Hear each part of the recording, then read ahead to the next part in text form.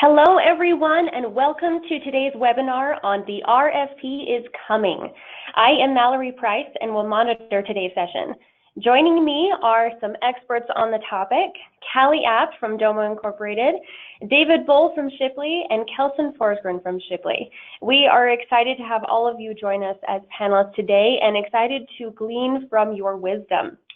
And thank you to those of you on this webinar today who submitted questions at registration. You really help us shape these webinars and help us make them what you need them to be. Also, if you have any questions during the webinar, you can submit them into the questions tab on your control panel. So here we are talking about the RFP is coming, a phrase that strikes fear into the hearts of many. So we are going to talk about that. So here is our agenda for today. We are going to talk about the RFP. What is it? Types of solicitations, keys to pre-solicitation preparation, different traps to avoid when the RFP question and answer. So the RFP, here we are. Often it does not stand for request for proposal, but run away from that proposal, freak out, and David, I know you have some comments on this, panic. So David, why do people want to run, freak out, and panic when they hear the RFP is coming? Well, because now all of a sudden it's going to change their life. I mean, most of us have a normal, pretty loose set of defined things that we do during the day, and we kind of schedule our own schedule and do our own thing. And now all of a sudden here comes an RFP. Typically, initially, it's understaffed. We really don't know what's going to happen. And the first thing we check and see is that final end date of solution or when it's supposed to be submitted. And now all of a sudden we realize that for that X amount of days, be it 30, 60, 90, whatever, our life is going to go south in a hurry. We're not going to spend much time with our family. We're not going to eat. We're not going to get to work out. All of our normal activities are going to be second guessed by what we need to do for an RFP schedule. And so it's just not going to be fun for the most part. And so that typically suggests panic. We just, here it comes. Absolutely. Thank you, David. Yeah, this can definitely change our lives. Okay, so types of solicitations. Kelson, can you go over this for us and tell us about all these different types? Sure. We have a couple of items that are listed here, that different types of solicitations that are common in the industry or common about how people or industries or agencies go about procuring things. The most common one we just talked about is request for proposal or RFP. That's typically issued by agencies or organizations, government most particularly, where they're looking for, where they kind of have an idea of what they want, but they would like the community that's bidding on this work to lay out how they would accomplish specific goals. It's typically governed under certain elements of the Federal Acquisition Regulation as far as government is concerned, but commercial business industry also uses this term in any way in trying to procure equipment or services or help them to solve a problem. Other ones that you may see are requests for information, or sometimes in the government space called the sources sought.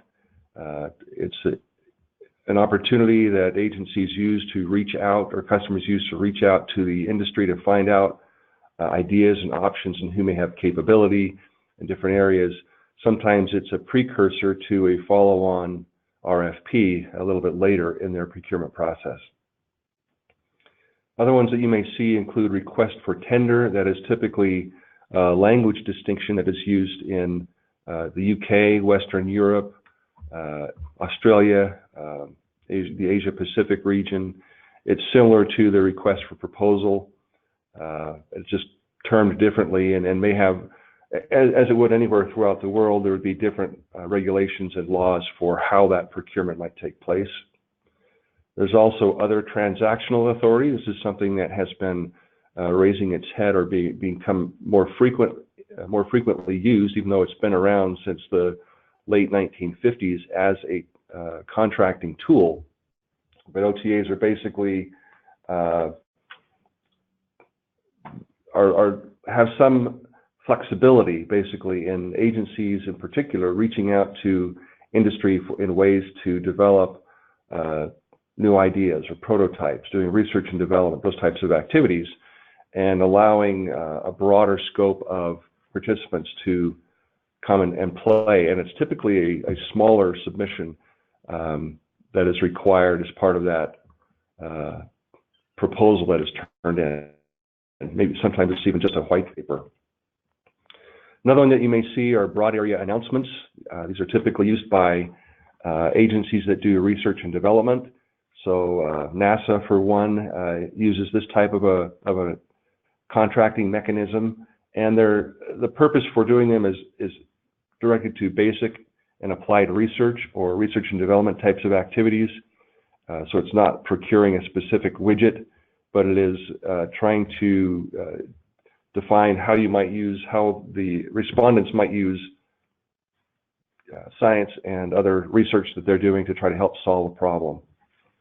Other things that you'll see maybe are, short-term task order responses that have a different set of parameters required for a submission.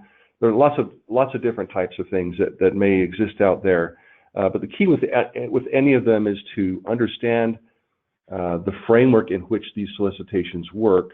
As you understand those things, then you can best prepare prior to responding to them how to improve the quality of your response. So a couple of reasons that, a variety of reasons that governments or businesses may solicit input for procurement.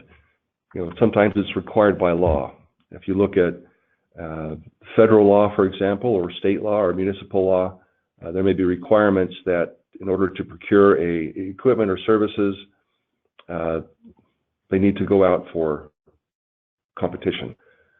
Sometimes they want fairness in that competition, so it's not just an individual provider every time. Maybe to find new alternatives and how to solve things, or how to come up with solutions that may exist in other locations that they can apply in their location. Sometimes they want to make sure they're finding the best vendor or partner, and they can do a comparison that way to justify their selection and moving forward. Sometimes they're looking at lowest price. We see that a lot in a lot of solicitations. Even in the government, if lowest price technically acceptable. So a lot of different reasons that that solicitations are used to be able to help find out, be able to get the information that and the feedback that companies need or the government needs to procure the things they're looking for, solve their problems. Great, Kelson, thank you. So in preparation for this webinar, we surveyed over 250 professionals and asked them 2 questions. And this is that first question. When working a pursuit, what is the most critical thing for the proposal lead to do in advance of a final RFP? And we got some pretty good answers, and I'll read a couple of those. Get a competitor analysis from the capture manager, especially customer-focused SWOT analysis. Shipley's bidder comparison chart is really helpful in this regard. And the second one, defining potential weaknesses, i.e. poor or lack of past performance, lack of adequate current staff for resume volume, and need for a subcontractor or supplier partner to fill a gap. So David, could you talk about some of these responses with us a little bit? Yeah, Mallory, the one answer I didn't see that, a proposal manager should do before that RFP come out is look for another job. No, just kidding. I mean, folks, we panic because here comes a proposal and here comes a lot of pressure. Here comes a lot of, capacity for us to perform. Proposals are getting large, hundreds of millions, if not billions of dollars, and there's a lot at stake.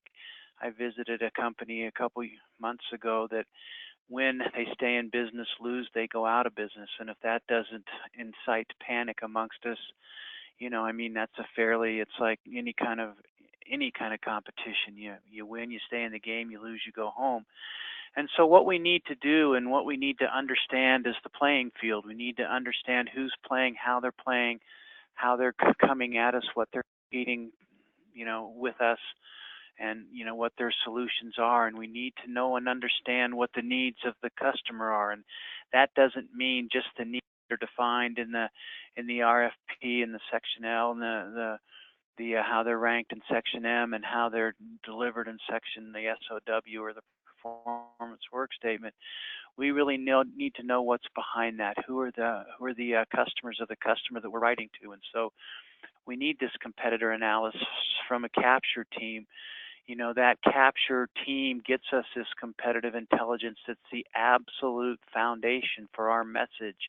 And if that capture message or if that capture intelligence is strong, our message is strong. If that capture intelligence doesn't exist, or if it's weak, the increase or the decrease rather in the probability of win is almost imminent, because we are just missing too many critical pieces. So, Shipley, yeah, they do have a bidders comparison chart, but there's a lot of tools out there. And basically what you're trying to do is you're trying to look at 4 C's. You're trying to look at, who the customer is and what their needs are. You're trying to look at, who the competition is. You're trying to look at the core competencies, and you're trying to look at the cost, and you're trying to understand and see if you play and how you rank. And when you have answers to all those, any kind of tool will set a foundation for you that you can then begin to create this message, create this plan, create this path going forward that defines your strategies,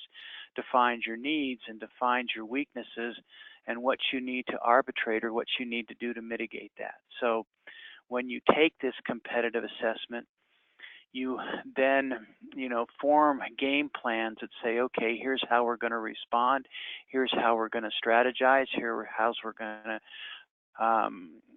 conceptualize our response to their needs, here's how we're going to ghost our competition, and here's how we're going to discriminate, our solution against everybody else. And so what you have is this competitive assessment before the RFP. A lot of times you can do that from a couple sources. If a draft is out there, great. A lot of times a draft is 70 to 80% equivalent as to what will be out in the RFP. So that's 70, 80% of your solution ahead of even the release of the RFP. So that eliminates a lot of panic, because the confidence begins to soar that you know and understand where you're going with your solution.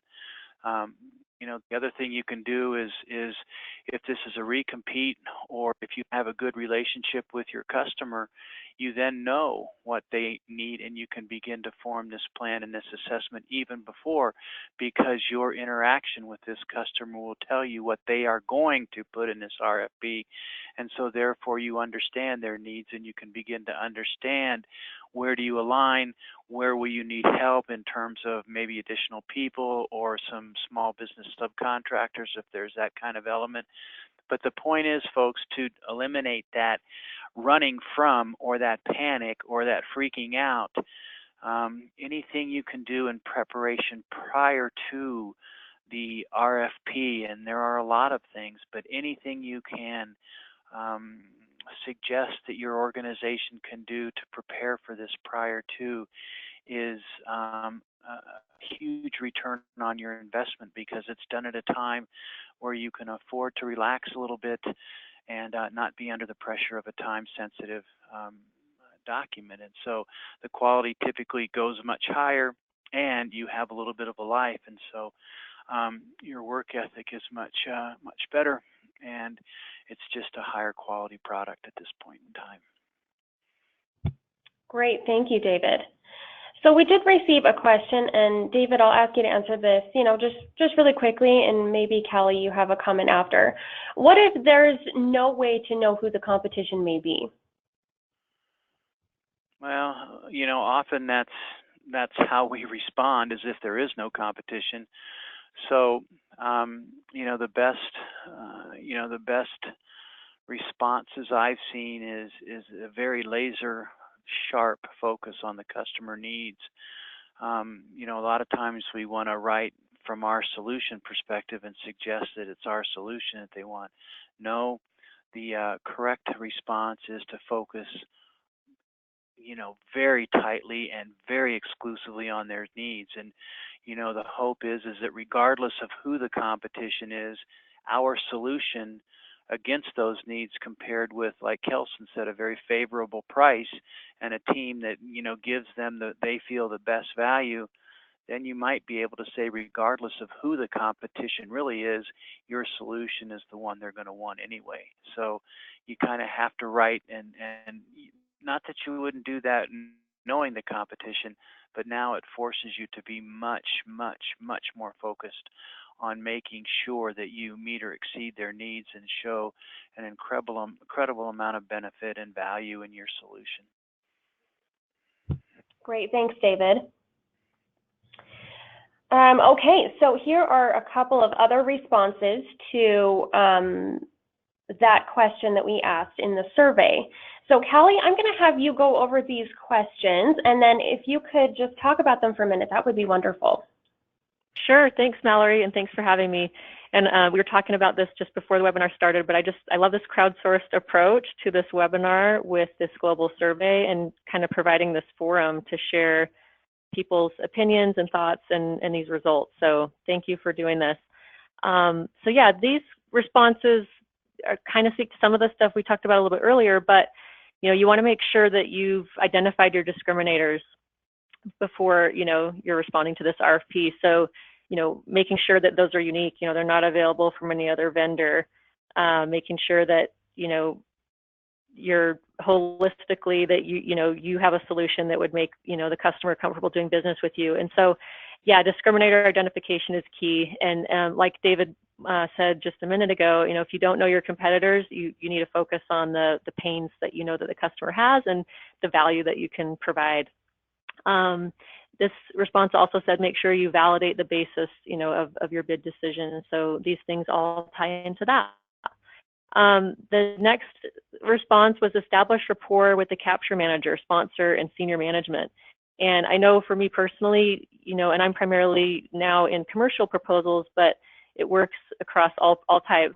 But as early as you can get, you know, some of those meetings set up and get that buy-in from the executive leaders and the senior managers that you know are going to be a critical part of the solution, they will tend to really appreciate that, and they will, you know, start to share that burden with you, right? So you're not the only one that kind of has to take this on your own as the proposal manager. I think that can be, you know, that's why we might panic is, you know, we feel it's all on us, but if we can kind of share that with our, you know, across our company and kind of get people involved early, we're going to feel so much better with that support.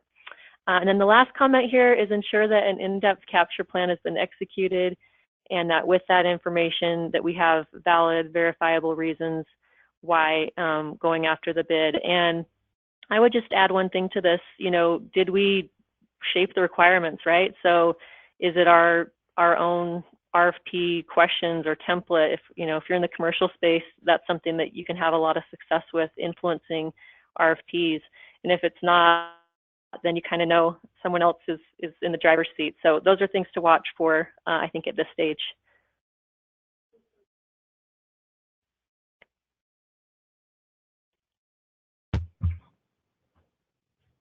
Perfect. So I'll talk a little bit about this one too, Mallory, if you want. But, you know, before an RFP, if you know, if we've been working the deal, we're going to want to make sure we make this preliminary bid decision at this point. So, you know, that decision could change, but this list here is a great checklist for, you know, discussion with your teams to say, you know, can we go down this list together and let's make sure that we want to go ahead and invest time and company resources into responding to this request. So I won't read all of these, but this is a great checklist, and we can provide it. It may be part of the handout you have, Mallory, but you know, we want to make sure that we understand the deliverables, the evaluation process, you know, the customer's perception of all the competitors. You know, have we been objective in our bidder comparison? Do we have the commitments we need from teammates if we need to partner? Do we have that strong, relevant experience? as proof. And yeah, I'll leave it at that, but hopefully that helps, Mallory. Yeah, that's great. Thank you so much for elaborating on those. And for this next little set, I'll take them. This is Kelson. A couple things that, again, are responses that people have talked about and keys to pre-RFP planning. Meet with the capture manager to make sure your plans align and that all gaps are covered. Kelly kind of talked about this already, as did David a little bit. This link between the activities that are happening in the sales world, or if you have a developed capture activity where you are having the opportunity to shape the requirements that are going to be coming from the customer. If you have those types of activities going on, as you as a proposal manager connect with that capture manager and make sure that the things that they are doing are aligned with what you will be receiving and how you'll be able to proceed forward in your responsibilities. That there are no gaps in solution, in who's going to be working on it as far as the team's concerned, how your pricing is lined up, all those kinds of things. Great to be able to do that as early as you can. Next item there is find out the customer's hot buttons. Again, that will be in talking with your sales team. Some of that information may come out from other documentation that the customer may be sending prior, but it's great to be able to understand not just the requirement, but what's motivating those requirements and why are they making these decisions right now to make this buy or to go after this procurement. Understand the evaluation category, criteria, and weight. That's weighting of how the customer rates the importance of different items of what they're asking for. Find out who the key person is of the customer and what his or her hot buttons may be. Again, this is great information to find out if you're working with a salesperson, and if you have direct interface with the customer, finding that information out early as well. If there are things that you can use to be able to help leverage how the messaging goes forward in your proposal, in your response back. And the fourth one there is have a good set of win themes, strategies, and the baselines approved and in place. Again, this alleviates a lot of concern when you get to the proposal production activities, because if this sales messaging activity has been worked on inside the company or with the teammates or whatever, and you're a part of that as a proposal participant, writer, or manager, then that activity will lead to the strong messaging that you can include in your request, in the response to the RFP and your response back in the proposal. And you set yourself up better, as David said before, for a higher quality output. Doesn't guarantee a win, but it does help you with a higher quality output of your proposal.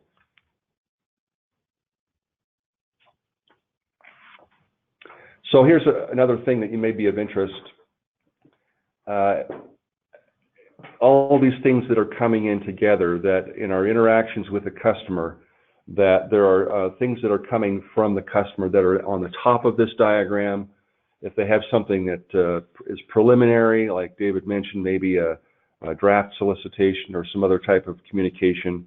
Callie mentioned also being able to look to see if things that we have said in interacting with the customer are reflected in what they're sending back to us, then we know that we've had some influence and that they're aware of some of our inputs.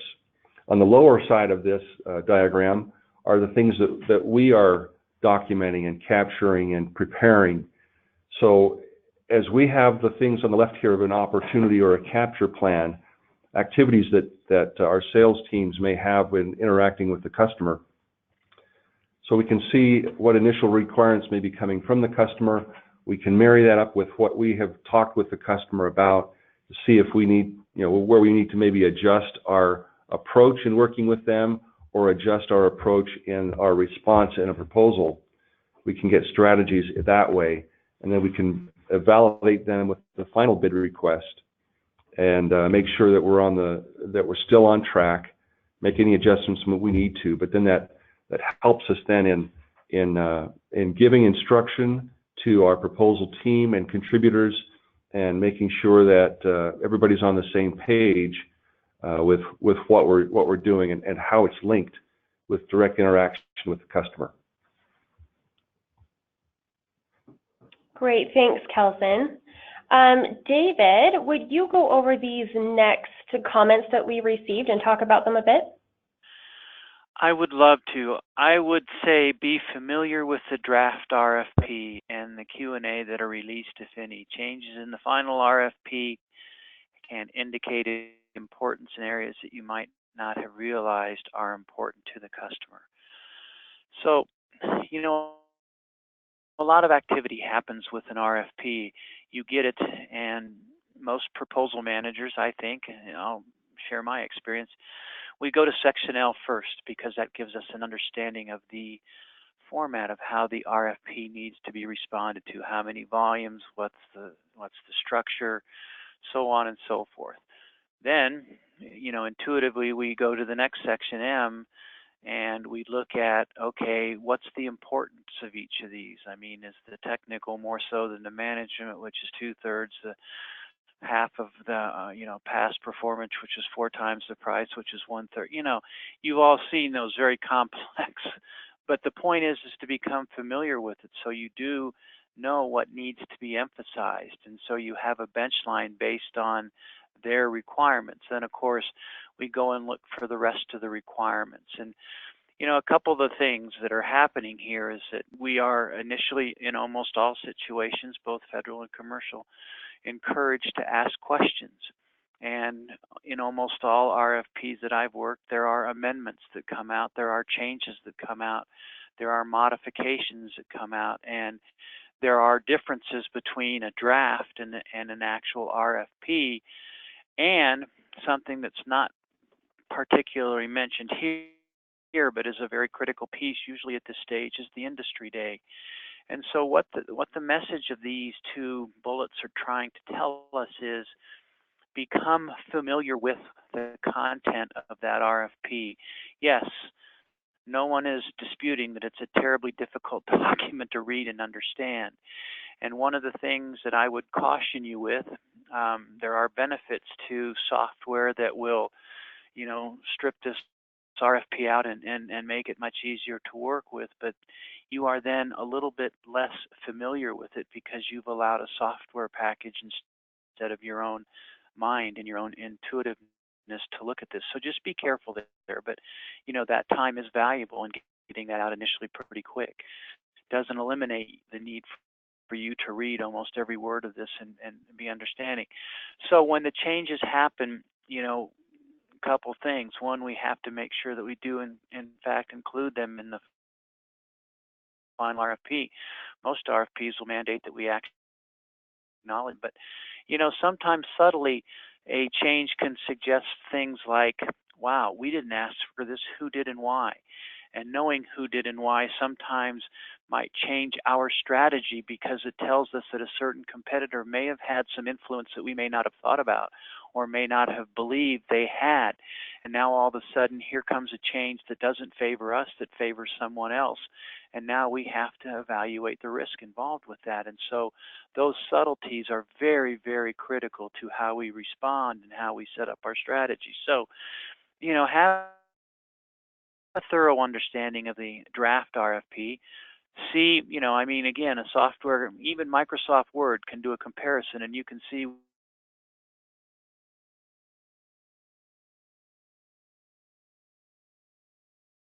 solution and how that impacts your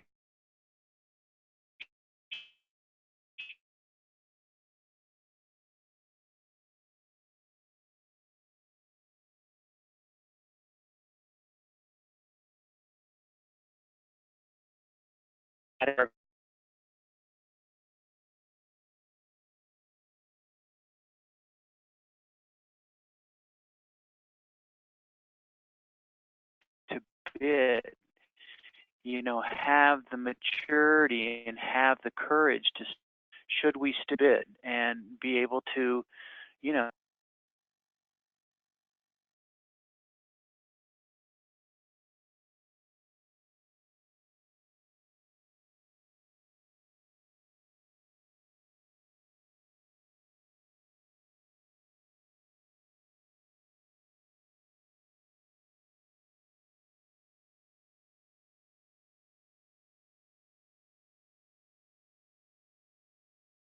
Mallory, I just have one point to add, if I may.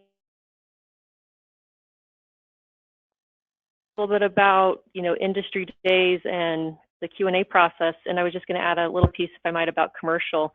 So what I've seen in the commercial space is, obviously they don't do as many of those, but you might get the opportunity for a bidder call, and that would be, like David said, still a great time to, see what the other competitors are asking and kind of how they're positioning their solutions on those calls. But then the other thing I was going to mention is,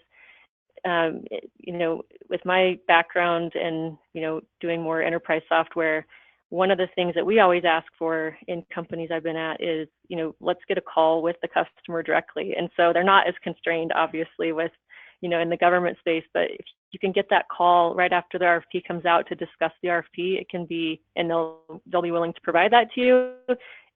We just are bold in asking for that, and that gives us a chance to talk to them firsthand on, why they've included us, how they're, who they might have sent this to. And a lot of times they'll be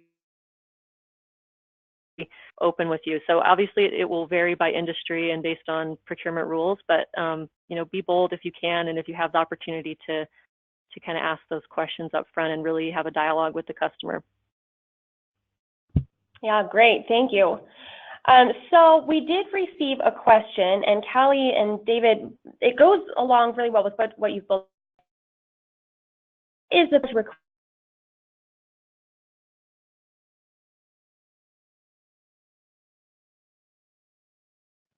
So Callie, I'm going to ask you first. What do you think? What can asking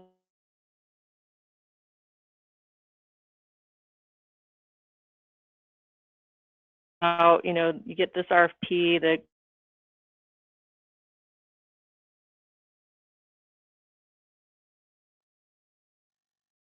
that question? Yeah. So I think in that situation, you could obviously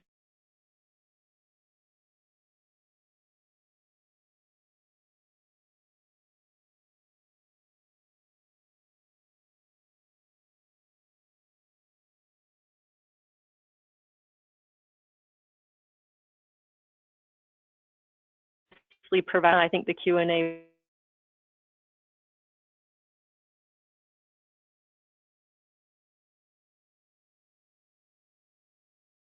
process could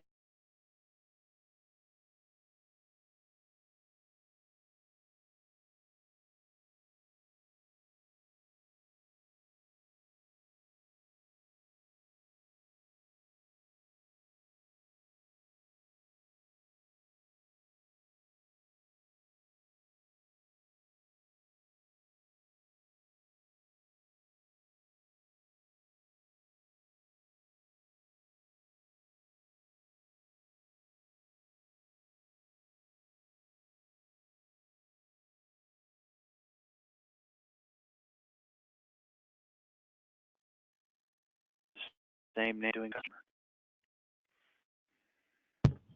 Great. Thank you both for answering that question. Summary of the variety of things that you might want to look at. Great. Okay, so for these next two slides, Callie, I am going to ask you to cover them. If you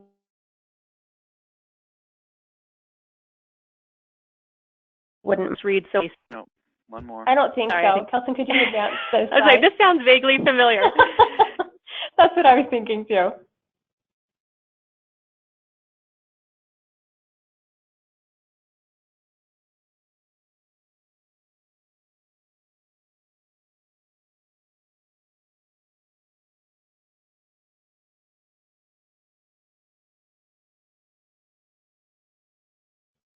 Sure.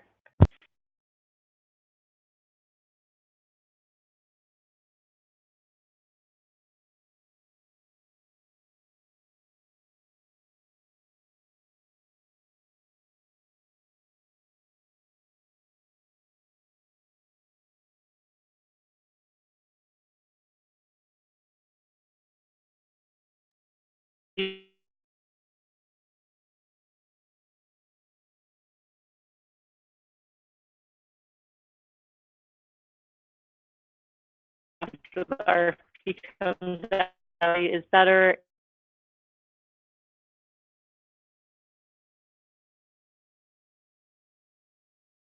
And getting commitment from them, from their leaders, and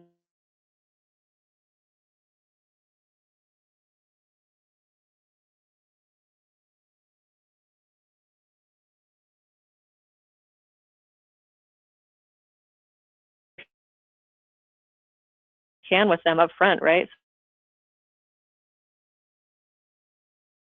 Do some work on their side as well.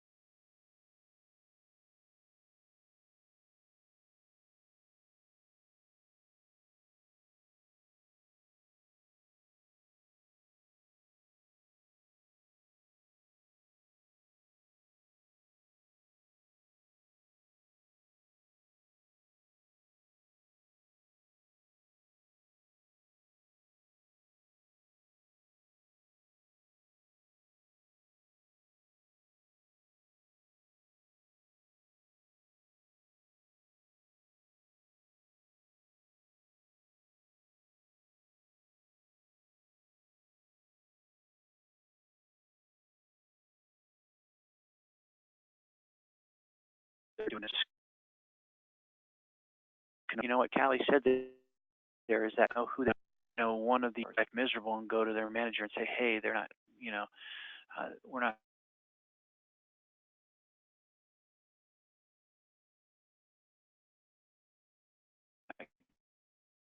I mean,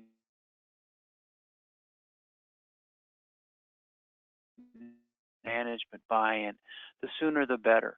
I've seen too many situations where we come to a milestone review, a pink team or a red team, and this is the formal time that we bring in the leadership, and if they haven't been able to participate at this point in time, then we might run a risk that they might introduce something that we didn't think of, or that is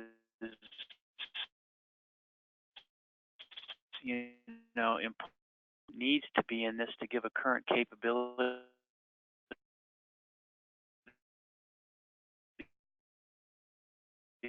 They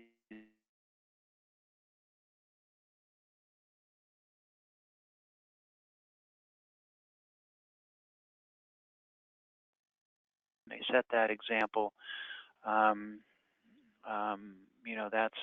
That usually puts us down the path that we are working just the Monday through Friday, and we do kind of somewhat have a life on Saturday and Sunday, and it doesn't have to be a miserable situation. So exactly. I took your slide. There you go. No, that's great. Yeah, and maybe Mallory, just we kind of talked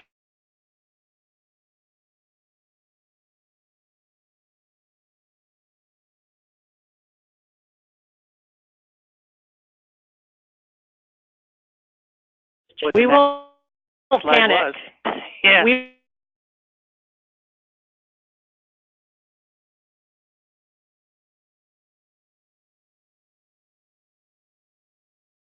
won't panic. Yeah, so we talked earlier is,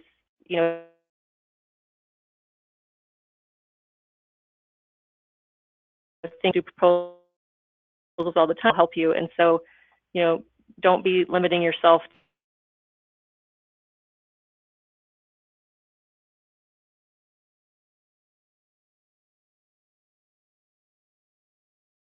so yeah, just some other thoughts to consider.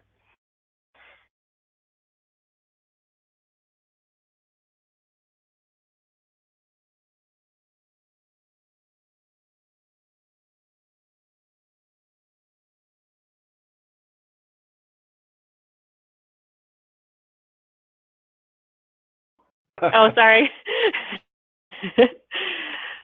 No worries. So, you talked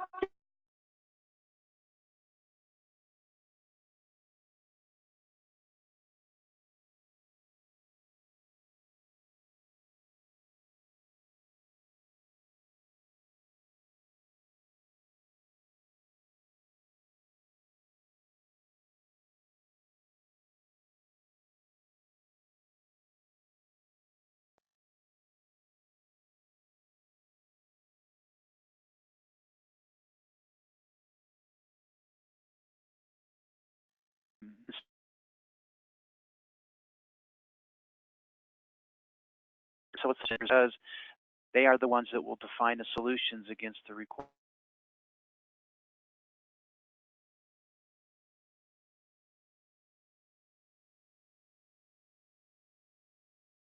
requirements.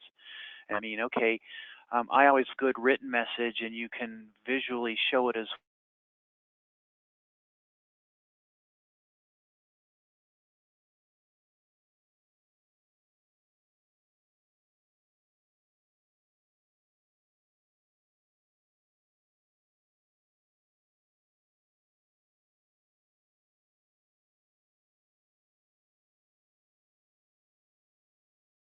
in there that once is submitted, it can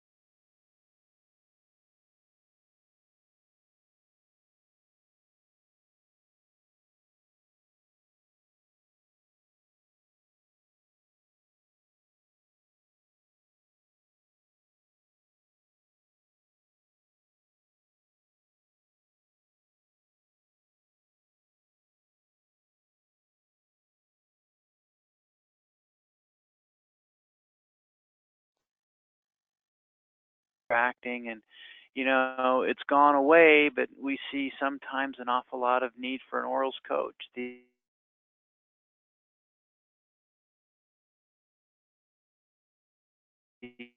What? How do I do that? And so a good orals coach that can put together a set of slides that shows you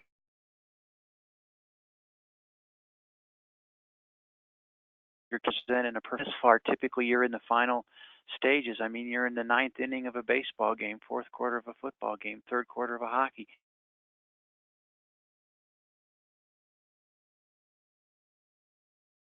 line. So those are some of the additional people that you may not think of, but again, as a good proposal person on the team, look for and understand and make sure that the participate in the key reviews and the kickoffs and meetings like that. Yeah, I was just going to add on to that, David. You've established who the team members are most likely in your organization, but the next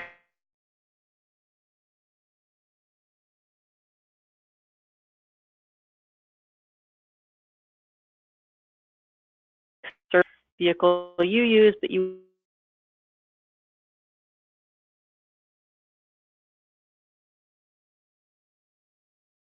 want to give all the facts, that whatever it might be, so that they can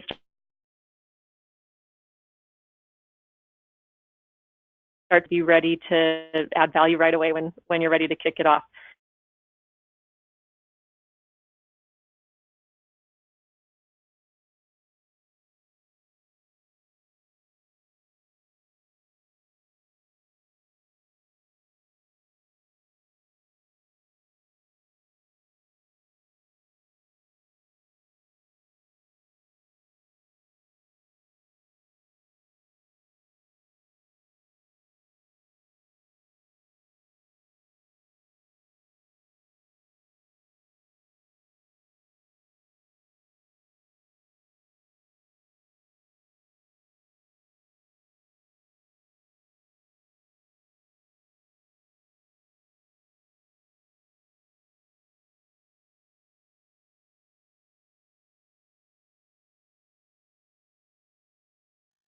manager can do it. But the point is when you have this compliance matrix out there, it does two things. One, it identifies all the requirements, and it identifies from your leadership team who is going to respond to those requirements. So now you have accountability, which becomes very, very critical. You know, here's the requirement, who's going to be responsible for it, when is their drafts due, and any remarks of them needing subordinate people. The second piece, though, is it forces you as the responding team and as the proposal manager to ensure compliance. So, you know, make sure you have that compliance matrix, and you know, get it done early, and you know, keep tracking it. Okay, great. So I think it is probably great to move on to those various traps, and that will put us into the second question that we posed to these 250 professionals.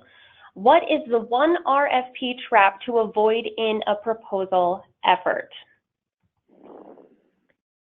So Callie, I am going to have you address some of these traps.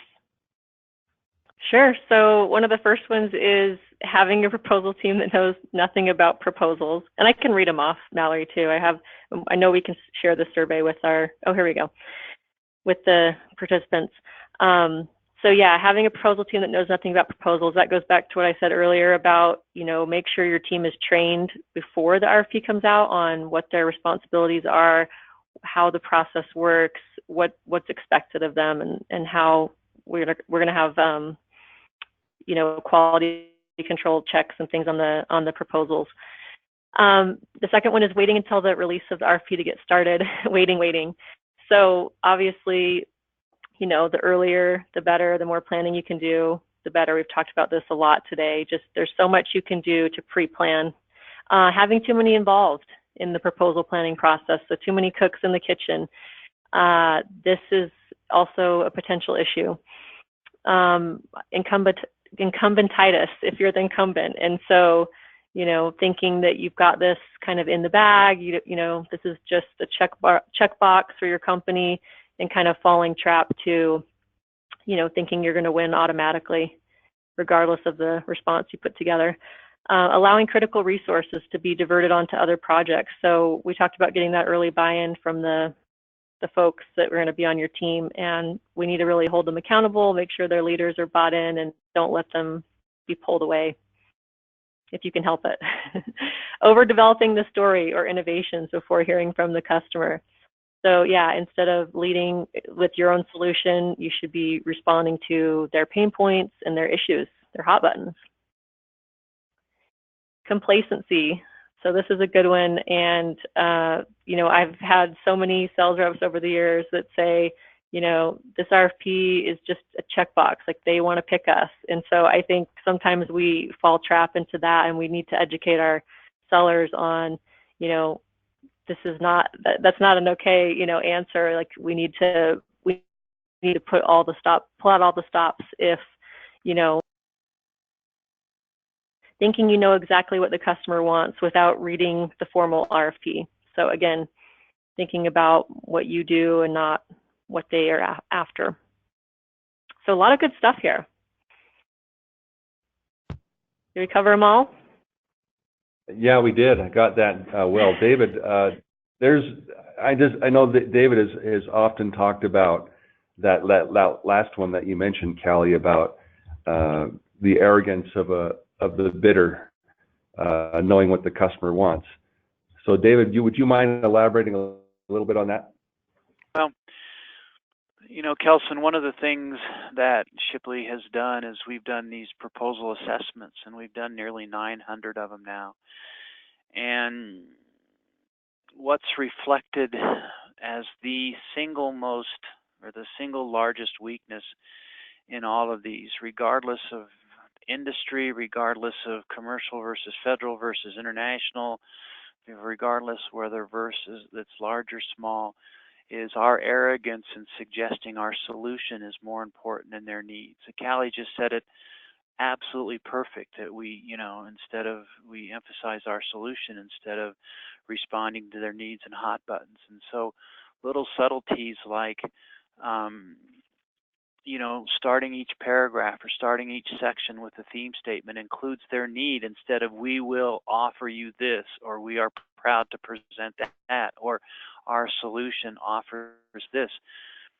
Folks, that's not what they're interested in hearing. They're interested in hearing that you understand why and what their need is, and specifically how you are going to respond to it, and then probably most importantly, how it benefits and what value it adds to them.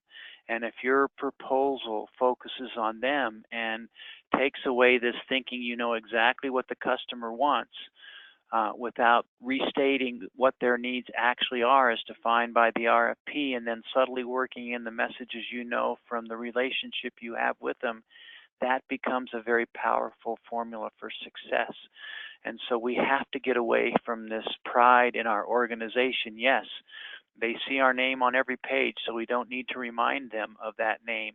What we need to remind them of is what their needs are and how we can meet those. And when they believe and become absolutely assured that we can, then we've excited the evaluator, and the evaluator wants to take that extra step and recommend us as the preferred solution.